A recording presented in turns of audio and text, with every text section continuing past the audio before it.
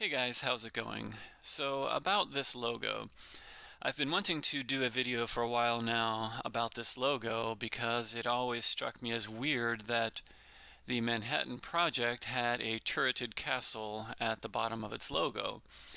And when I looked into it, I realized quickly that the logo was actually from the U.S. Corps of Engineers, the Army Corps of Engineers.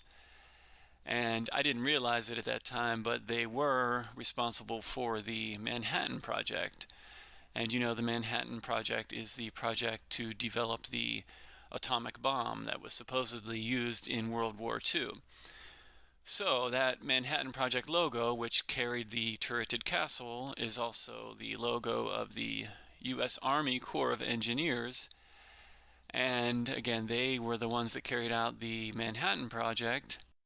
And surprisingly, they were the ones that also built the Kennedy Space Center in 1961. So all very convenient and strange. So yes, there's something weird about the Army Corps of Engineers having a turreted castle as their logo and then being responsible for what I consider to be very controversial projects. The Manhattan Project, number one, and the Kennedy Space Center and everything that has to do with NASA, number two. So if you look for the origin of the turreted castle as the logo, well, you'll find this. It's apparently shrouded in mystery. I don't know why the logo of a government agency would be shrouded in mystery, but apparently it is. And unfortunately, the official records of the Corps housed at the military academy at West Point disappeared in a pre-Civil War fire in 1838. So how convenient and strange is that? The reason for the logo was most likely lost in a fire. That's the story. So anyways, that was the impetus for this video, and I just wanted to quickly go through all of the magical fires that happened in the 1800s. But before I do that, I also wanted to talk about this medal here. This medal was the World War I Victory Medal. And as you can see, it strangely looks like the Statue of Liberty. Now, the design of this medal apparently is from, it's a winged victory holding a shield and sword on the front. And then the back of the bronze medal features, get this, the name is the Great War for Civilization.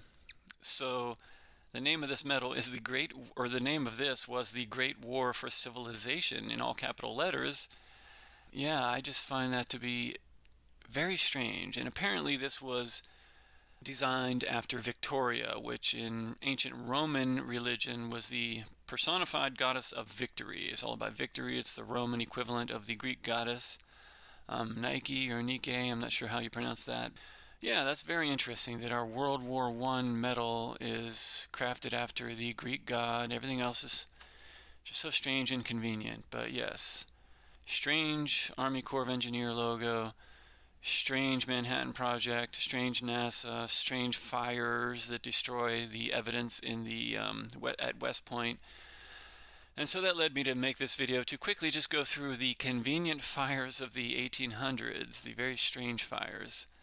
Just the sheer amount of fires and the destruction is just breathtaking. So here we go. Let's just quickly blast through these. For a few of them are interesting, and I'll go into more detail on those. I'm only doing the 1800s and the 1800s in America, the USA.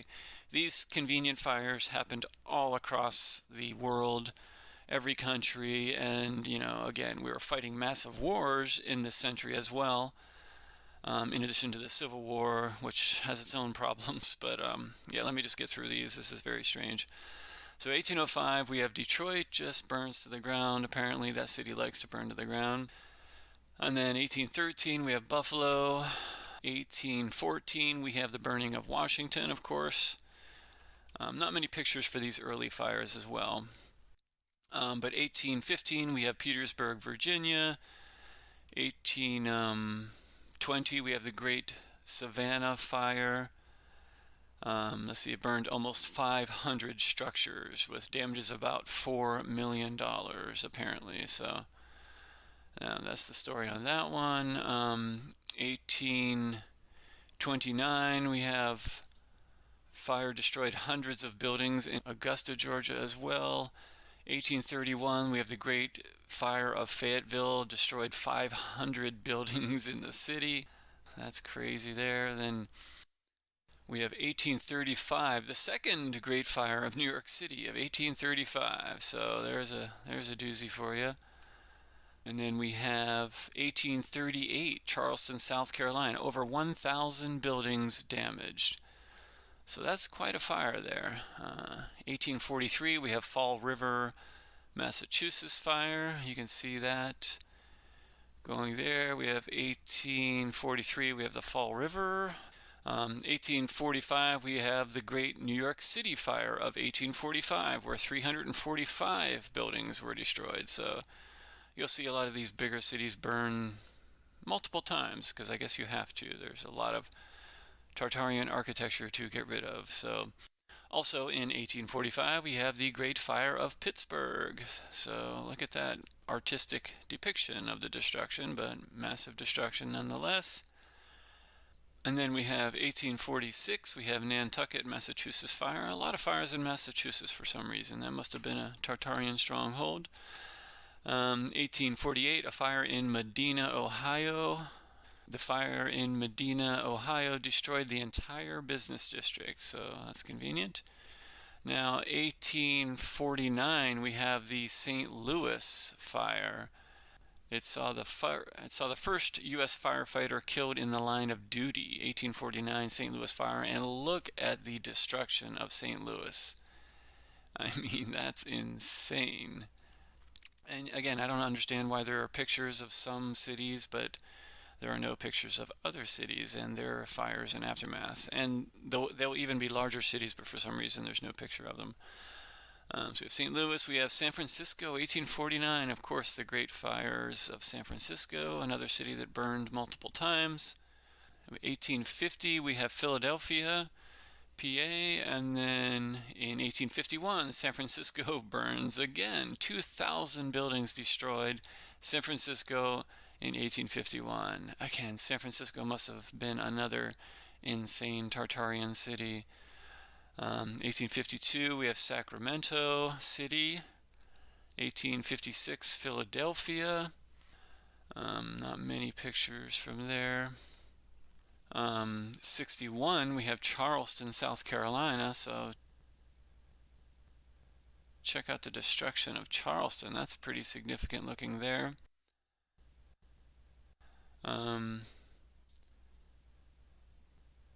In 1862, we have Troy, New York, with 671 buildings destroyed. That is pretty massive. And then 1863, we have Denver. Denver bit the dust in 1863.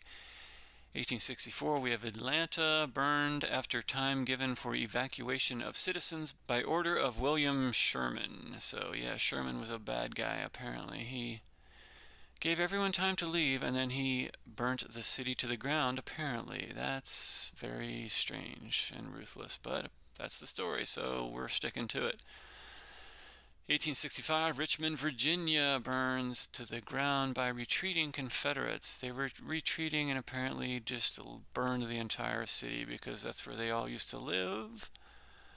Yeah, these stories are very interesting. 1865, Philadelphia burns again. That's funny how it burned in 56 and 65. They just love to have fun with these fires. And then here's a good one, 1866, Portland, and this is Portland, Maine. But wow, check out the destruction of this fire. I mean, this is some ruins here. We have ruins in Portland, Maine, and so much rubble and cement. That's what's crazy about it. But it destroyed the entire commercial district and left 10,000 homeless, apparently. The Great Fire of 1866, yeah, get this, started with a boy lighting a firecracker. Yep. That's some funny stories they have behind some of these fires. Ridiculous, you could say. So after Portland, we have 1870, the fire in Medina, Ohio. And then in 1871, we have some strange stuff here. We have simultaneous fires in Wisconsin, Michigan, and Illinois from October 8th through the 9th. And it's, the pyramid of destruction is right here. And magically, simultaneously, this happened. So you can see Chicago, and apparently it was this, the cause of the fire was Mrs. O'Leary and her cow. I don't remember the entire story, but I just remember it being another ridiculous cause or reason given for the fire. So yeah, Chicago has got some devastation there. That's pretty insane. I mean, look at these buildings. They look like they were, bombed from above, firestormed, flooded. I don't even know what you would call it. And it's just massive paths of destruction. And then this panoramic is crazy too. And there's some interesting things about these panoramic shots.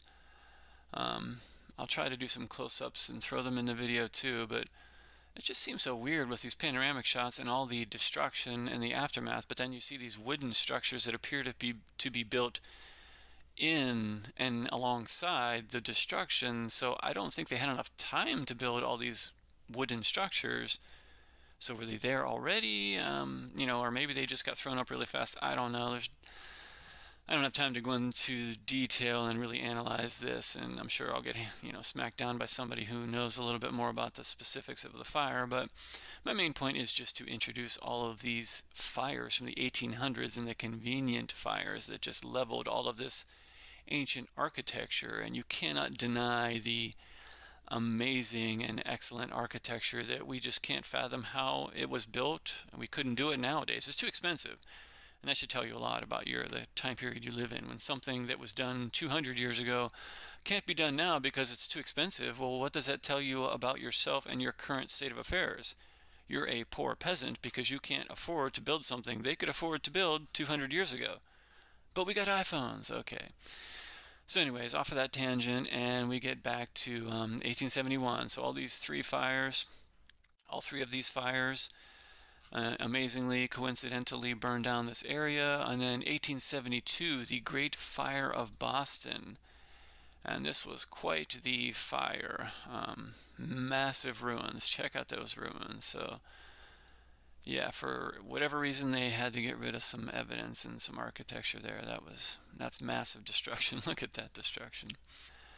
So after Boston, I mean, look at these pictures of Boston. It looks like Dresden in World War II. That is quite insane. Look at this. This is all Boston. Whew. So, wow. Yeah, look at the close-up of the,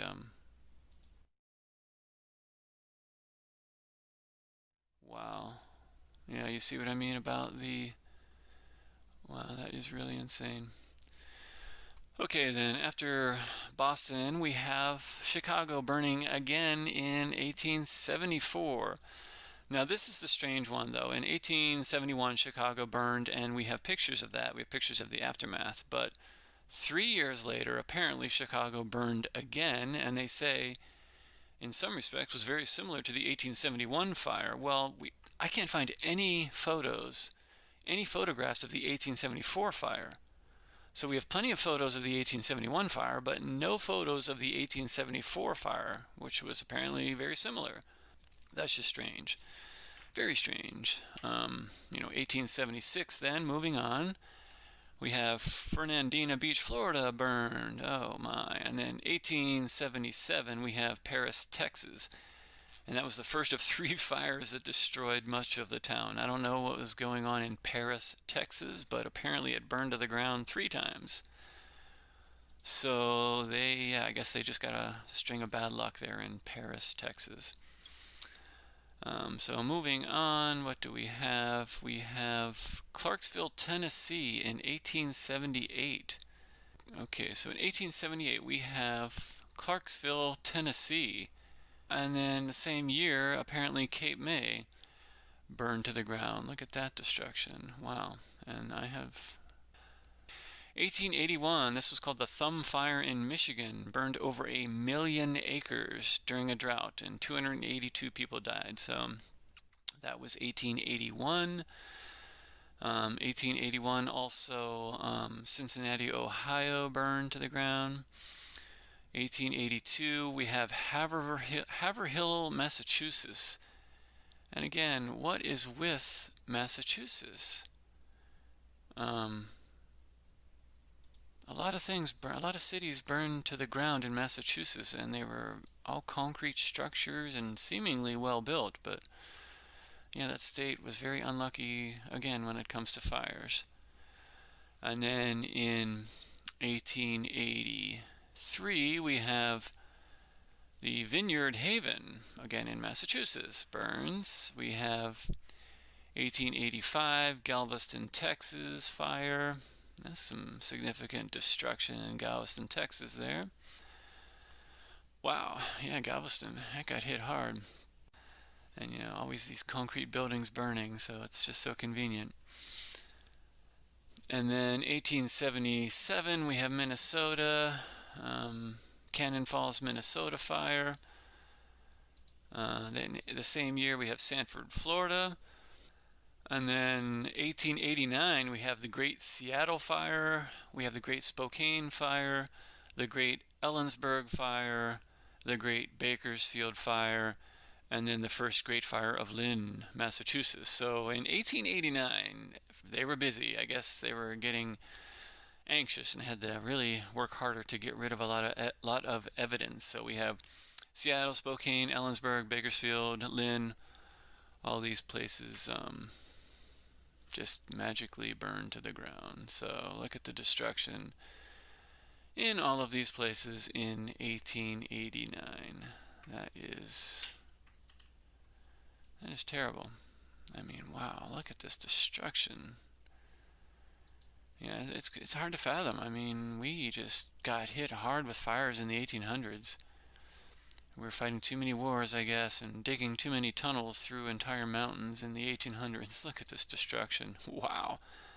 I mean, it's like a firestorm. This is crazy. 1889 Seattle. And yeah, just look at these photos. I don't even know what to say. It's just massive destruction. Be careful with fire, guys. It'll kick your butt. Wow, look at this. These pictures just go on forever. So anyways, let's move on. 1991, Syracuse, New York. Burned. Some severe damage there. 92, we have Milwaukee, Wisconsin. So that was... there's some destruction there. Wow, look at that. Yeah, Milwaukee got hit hard. At least they had there's a fire crew there. I mean, they had fire crew. I've seen pictures of boats even in the early 1800s with water cannons. So it's not like they didn't have fire prevention and firefighting abilities. They did, especially when you got concrete burning. What the heck? But anyways, moving on, we have 1883. I'm sorry, we have 1893, Fargo, North Dakota. Look at the destruction in Fargo. Jeez, oh man. How did they even have that much built by then? But yeah, it burned to the ground. Sorry about that, Fargo. Wow, you got hit hard. Look at all these pictures. This is terrible. Whew. Yeah, I'm not sure. 1893 or 1894, Chicago got hit with some fires, and it wasn't really clear what year some of these fires were, but apparently the World's Fair buildings burnt to the ground right in 1893 or 1894. I'm not sure. I couldn't pin down the date on some of these photos. But the World's Fair, yes, did burn down conveniently. And then we have the Hinckley 1894 fire, the Great Hinckley Fire, Minnesota. So it destroyed several towns and over 400 people were killed. So it was right in the same area of Chicago and Hinckley. Very strange. 1895 then, moving on, we have New Orleans. We have the New Orleans fire. I don't know why. No pictures. Apparently they could not bring cameras to New Orleans in 1894 or 1895. They could not get a camera to New Orleans for the Great Fire there. But in Knoxville, Tennessee in 1897, look at the destruction that went on there. That's massive. Holy moly, look at these buildings. Concrete destroyed. Your concrete is no match for fire. So, yeah, there goes Knoxville, Tennessee. And then 1898, we have Park City. Very similar, a lot of concrete just burning up like nothing. So, yeah, I just wanted to share with you all of the pictures or drawings of the fires that took place in the 1800s, and I call these the convenient fires of the 1800s. And again, in the 1800s, we are led to believe that 25 years after becoming a nation, America was still settling, and we were able to, with horses and buggies and nothing else, no infrastructure, we were able to map out cities, lay out cities, implement infrastructure, construct entire cities across the U.S. We were able to build gigantic cathedrals, gigantic post offices and other government buildings, gigantic prisons all across the U.S. Ornate, amazing architecture in the prisons, the post offices, Capitol buildings, train stations later on, insane asylums. We built all these crazy insane, pardon the pun, crazy insane asylums in the 1800s, crazy architecture, crazy bridges. We fought non-stop wars during the 1800s. We fought non-stop fires during the 1800s. We invented trains. We laid train tracks. We forged the iron and steel, and we laid train tracks across the U.S. in the second half of the 1800s. Miles and miles of train tracks by hand, horses and buggies laying these iron rails and the ties and the gravel and leveling the land and blasting through mountains and making tunnels all across the United States. And again, this happened all across the world, but within 100 years, we did all of this in the 1800s. I mean, it's just very weird. That would be, if you are not into conspiracies and you're watching this video, if you could at least, you would have to at least admit that it's all very strange and weird and convenient. And if it is all completely 100% true, what are we doing now? 200 years, just 100 or 200 years later, we can't even afford to make one of these tiny buildings, and they made them across the entire United States. So, are we richer now? We have, fancy cars and iPhones. Are we smarter now? Are we richer now? I would say not, if we can't even build one little building like they had back in the day. And, we obviously know that our society is crap compared to back then. You can't let your kids out unattended, but I know for a fact, based on my parents and my grandparents and what they did as children, society was a lot safer back then. You could just let your kids roam wild in the towns. My parents used to go across the city in Pittsburgh by themselves when they were 12, and the parents weren't worried about them. I mean, children were able to do a lot more. Society was much safer back in the day. So, what is the deal? You can't act like, I know you can't go back in time and you're living in the past. Yeah, you can't live in the past, but we're humans, we're smart. We should be able to take this society and at least steer it in the right direction. Hey, are we heading in the wrong direction? Well, let's figure out what's wrong. Let's figure where the correlation lies. As technology increases, we seem to be getting dumber and society seems to be getting worse. So why is that? How does that fit together? These are just questions any thinking person would ask himself, instead of just blindly memorizing historical facts handed to you, spoon-fed to you by your government in your school. So, let's wake up here and start acting like humans and not, debt slave peasants to the corporations. Anyways, hope you guys all have a nice day. Adios.